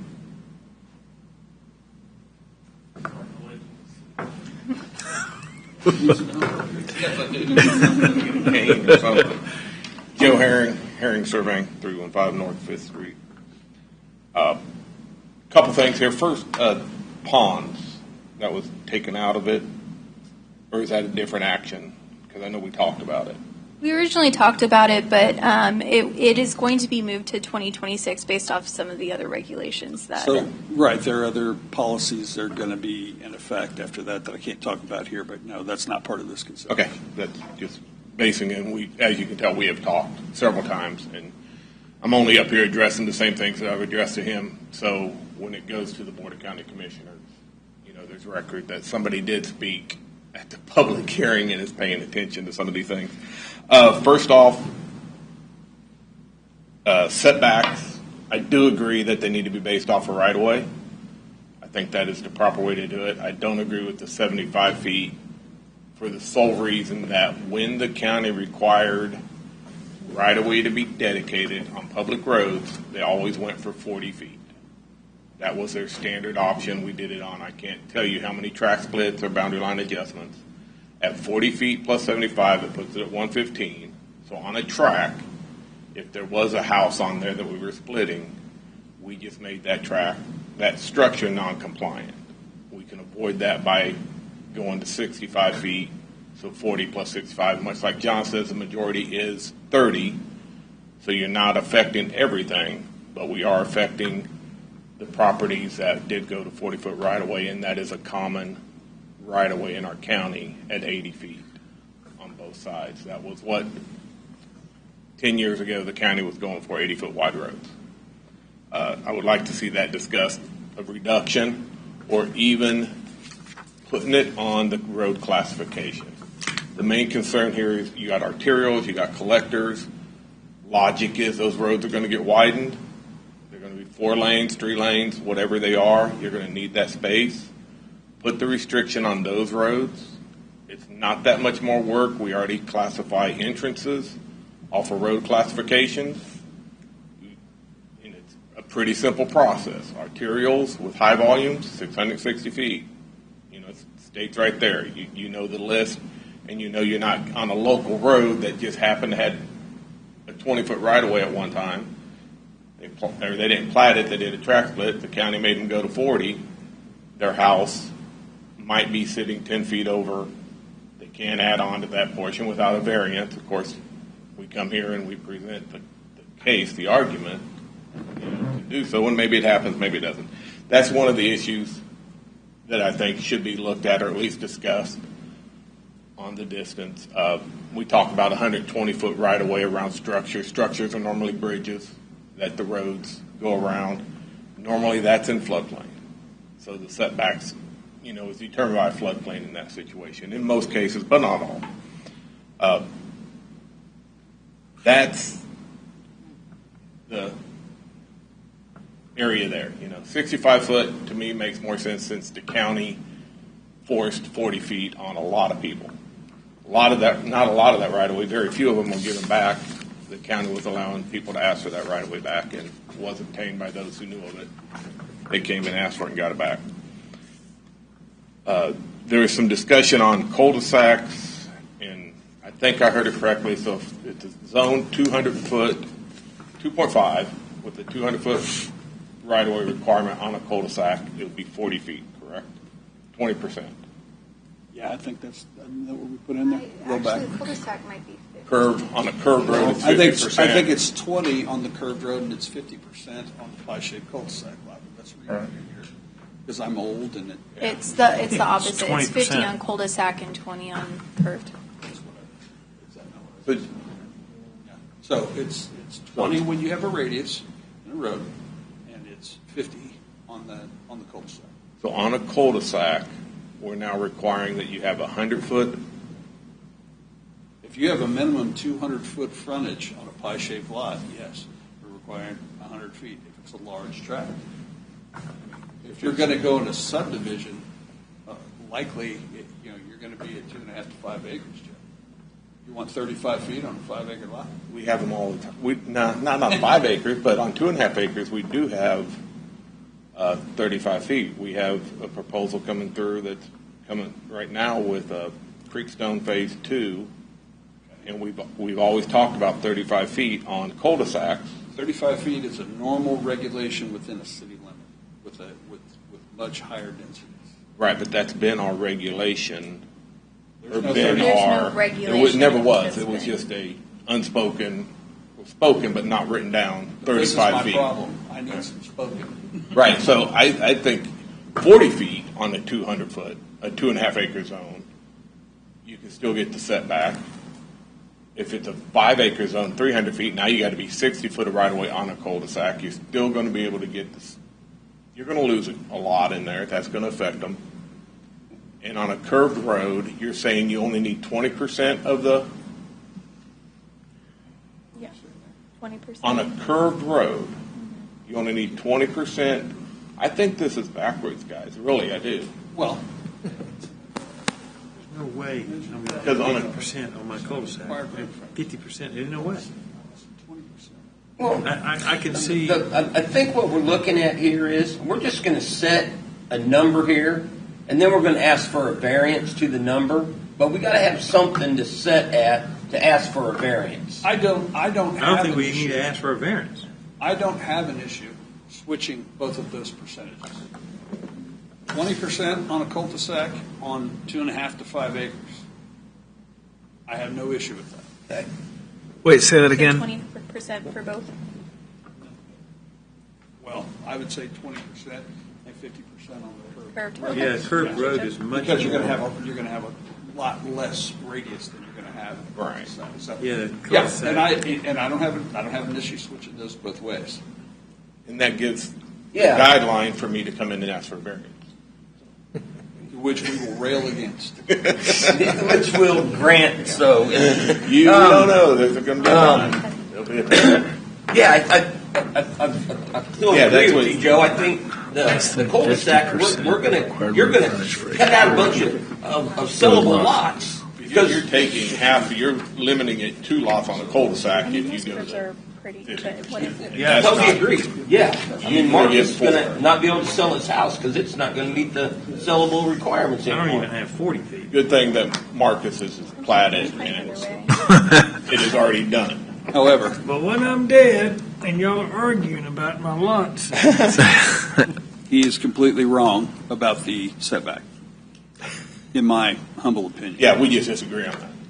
That's just vehemently. So that's been my recommendation. That's the recommendation that I put forward to the BOCC. BOCC agreed that 75 made sense. It was their request. It wasn't a staff requirement.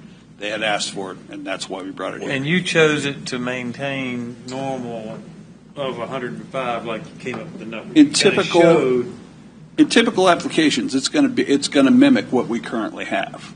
Okay, it will not address anything that's already platted out there. If you had a platted subdivision and it's 40 feet of front setback, this doesn't change it at all. Once it's platted, that setback is locked in forever. Until Doesn't you replat change.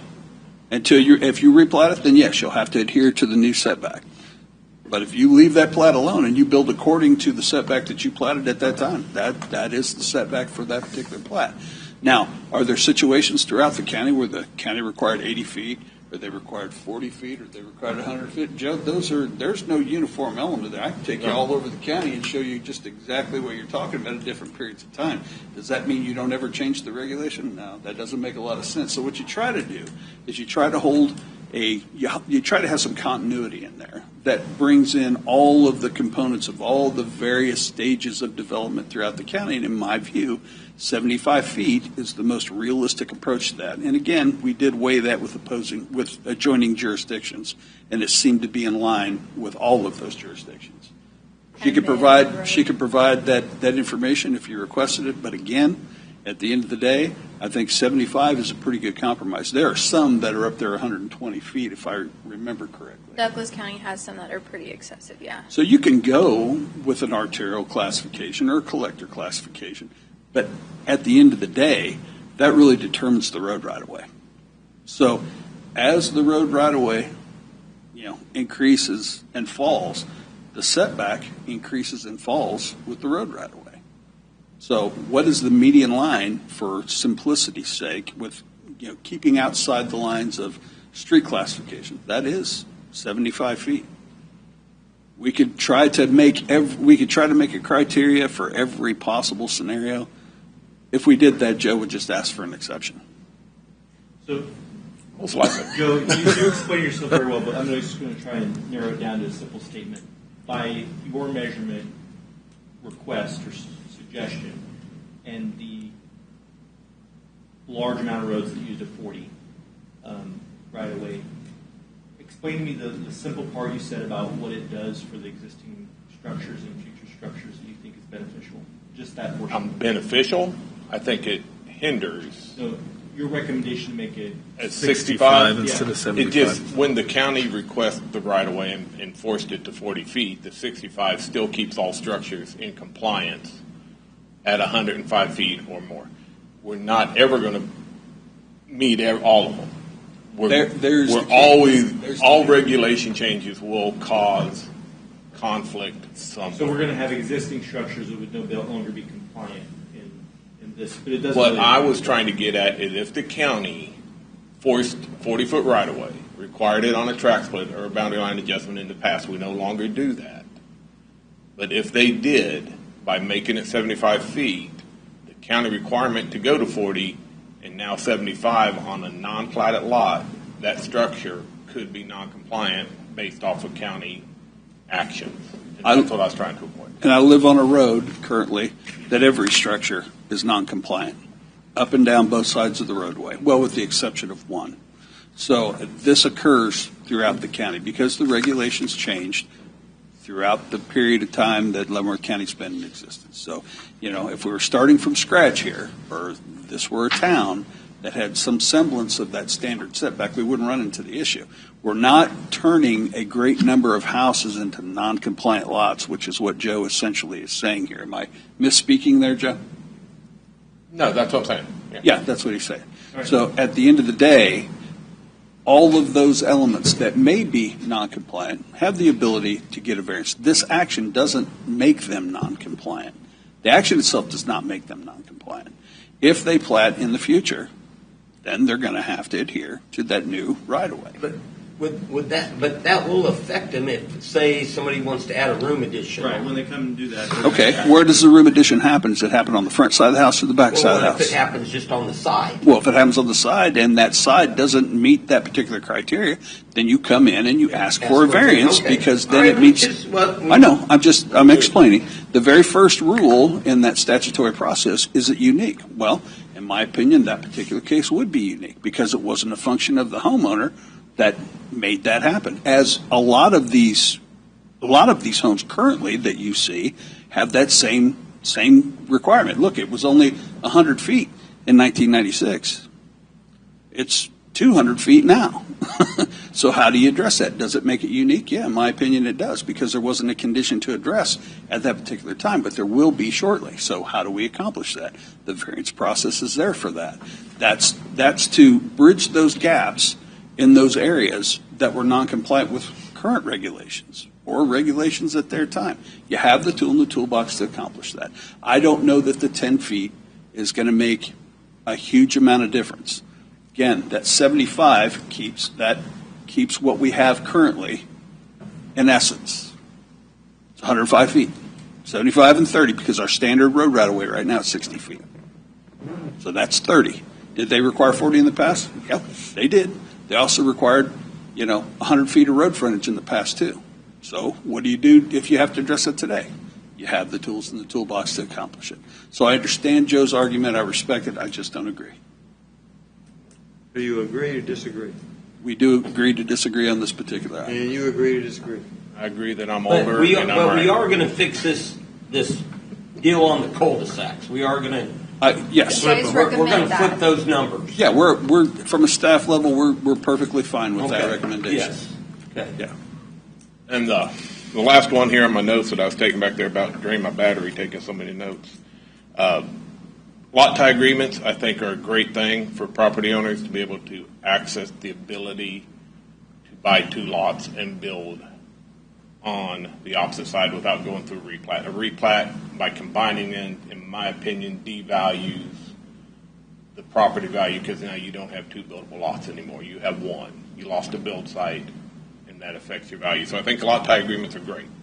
The only thing I would like to see is just to change it and make it simple and easier to understand. The 4.99 throws an element of, what do I want to say, opinion in there to where the future planners, not here, but 10 years down the road, could say, well, it only means that if you have 4.99, whether your home sits on it or not, if you have 5 acres, you can't combine it with anything else.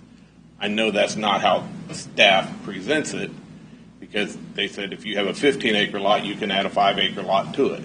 But your house has to be on the larger one to be able to avoid that, and it makes it difficult. If it would just state lot tie agreement is limited to 2 platted lots. They have to be platted, not tracts. I don't care if they're a 15-acre and a 40-acre, but it's 2 platted lot 1 and lot 2. You should be able. It gives them the avenue. You can combine them and put, well, 40 acres is a bad example, 15 and 30, because 40 it's technically exempt from regulations. So you could just combine it and be able to have that option. If it was just 2 platted lots, get rid of the acreage. So, well, John described the lot size and the dependability of the situation on it. Is that talked about somewhere else in codified? No, it'd be his interpretation of the regulations, if you will. But, I mean, I think it's pretty clear that the intention is for this to happen for smaller lots. When you get into larger lots, a lot of the issues that are posed by people who need lot tie agreements go away, because usually you have the acreage to accommodate building an accessory structure. This does not allow you to have essentially 2 lots with 2 houses, but I'm just combining it for whatever. Let's say, for argument's sake, I have a 10 and I have a 4, and I want to tie them. This doesn't let me do it without bringing it to you. It would always come to us administratively. We are the people that will review it to make sure it's compliant with Right, it adopted wouldn't be regulations. compliant, though. Earlier, you rather for a second, but I was just saying earlier you described this, that it was really dependent on the size of The parent lots. tract. The parent tract, yeah, the larger tract. So, but if my larger tract is in excess of 4.99 acres, I'm not within this as it's written. Because keep in mind, the intent of a lot tie agreement is for small subdivisions, 5 Yeah, I'm acres just and 2.5. confirming that we don't have that language anywhere else. It would come to you and have to be like a variance. Yeah. It'd come to us. Well, yeah. Yeah. Our response to that is going to be, okay, if it doesn't comply with the lot tie component, you're going to have to replat. Right. Joe, your public comment is that we should eliminate the acre specification and stick to a platted specification. Just 2 platted lots are allowed to go to a lot tie agreement, no matter of size. You have very few large, super large lots out there. You have In a them. neighborhood, because this is subdivision only. Subdivision. The way I read this is subdivision only. Right. It's just subdivisions. If you happen to have, like you just mentioned, 2 lots, one's 10 acres, one's 4 acres, and that's common in a subdivision. Yeah, we have subdivision. Everybody's got between 5 and 10 in my subdivision. Right. Yeah. Just by topography, ponds, whatever. That's unusual. So you have it, but if you have that and your house is on the 4 acre, you cannot tie the 10 acre to you. Without coming. According to John's comments. If your house is on the 10 acre, you can tie the 4. You can tie the 4 to it. However, when you're talking about 10 acres, 15 acres, 20 acres, you're dealing with connectivity of, roadway access. You're dealing with easement components. You're dealing with platting structure there when you're talking about larger tracts. That's why the intent of a lot tie agreement is for small tract subdivisions, so that you don't run into that situation. So landowners in the county can't, if they had 20, they couldn't just tie the 65 next to them into their 20.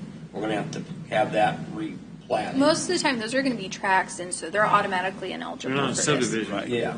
So let's say you have a subdivision that's it's 5. Let's say the requirement's 5, but Joe has platted them in 10. He can do that. The minimum criteria is 5. So you got 20 acres that you're dealing with. He goes, okay, you can plat 2 of these together. Well, now we're talking about 20 acres of land in a subdivision.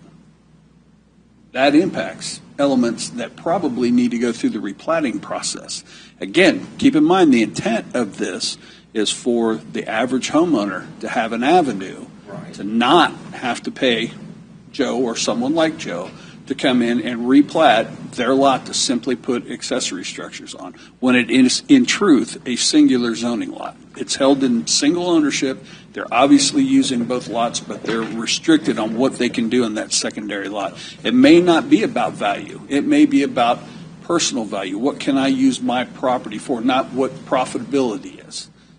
So again, that's the intent of what this is for, so that those people can utilize their property to the highest and best use without having to needlessly come in and spend money and go through an approval process that could simply be done at an administration level and is commonly done in many jurisdictions that way. I understand Joe's point. Again, I just don't agree with that level of acreage. That level of acreage logically needs to go through the replatting process like it currently does, and address all of those minimum requirements. Well, let me ask you this, John. If it's a 2.5 acre lotted neighborhood, you can't join 2.5 acres because it makes 5, and you said 4.99. But it's driven 5 by the acres. parent. So Driven by the parent tract. I got to go through this whole. Driven. They're equal. You can, because each one is under 5. I thought it was, I can't go larger than, no greater than. Starting. It's the parent lot. The parent tract is the intent. To avoid having 1 acre attaching 18 acres. Let's say it's all floodplain. It's in a platted subdivision, but you might have a 25-acre lot in a 2.5 acre subdivision because none of the ground is workable. Okay. Now you attach it and you start to build structures on the backside of that you normally couldn't do because it's in a separated lot. You see where this is going? So the parent tract is what drives the requirement for the total lot type. And again, it's a simplification of a process. It's not intended to take the place of a replat. It's simply to address the ones that are logical Make it easier? and easier for people that don't need to go through a replatting process simply to build an accessory structure, which is the process that happens You now. see this a lot? I see it. I've seen it a lot in towns, a ton. And normally it occurs in lots that were platted, say in the early 1900s. They were 30 by 90 lots. They'll take 3 of those lots and try to build something on those lots. To accomplish that, you have to go through a lot type. You have to encumber all of those lots to be considered a singular zoning lot. I did this very thing in another jurisdiction for the same reasons.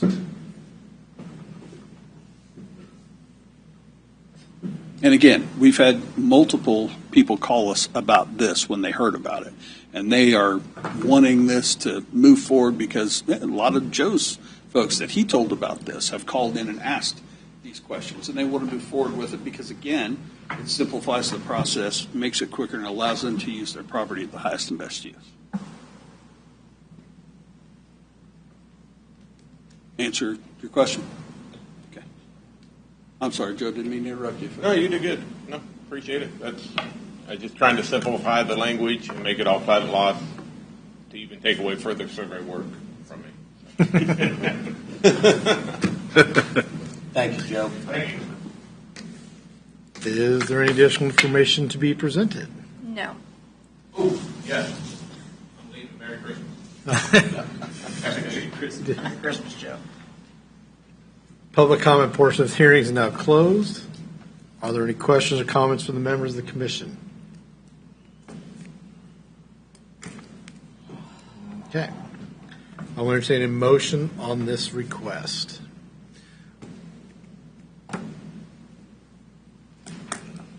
Well, we're going to fix the wording and the percentages. We'll flip those. You want that stated in their motion? Yeah, yes, it would need to be stated. That's what I in was the thinking is, Thinking for you there. And I did not put motions on this. I'm sorry. I guys. noticed. So- So we're all looking like, We're on our own here. okay. We got the case. And then we're all okay with the SUP on the, This one? Talking about the assuming of the SUP? yeah. Yeah. Commissioner Gore, to incorporate whatever in your motion. That's an area, section, article. Okay. Article 50, Section 3. Yeah, I'm gonna use what I've got here. Go to the staff report. There It are was input just a- motions kind of built in there. Sorry, guys. So we moved and So- we discussed, right? That's the motion we discussed, so. Mr. Chairman, I'll move that we accept case Dev 25-132 for updates to the planning and zoning requirements as presented.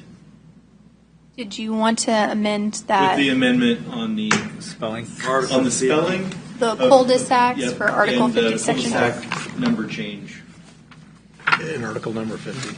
in Article number 50. There you go. I second. Do we have enough? Looks great. Sound great. Got the. That'll work. Okay. We'll do, is there discussion on the motion? Okay. Roll call vote. Marcus Major? Yes. Robert Owens? Yes. Steve Skeet? Yes. Doug Tysted? Yes. And Joshua Zinger? Yes. Motion passes 5-0. Board of County Commissioners will consider this item no earlier than 9 o'clock in the morning on December 31st, 2025 in the Leavenworth County Courthouse. I move we adjourn. Second. Sounds good to me. Adjourn.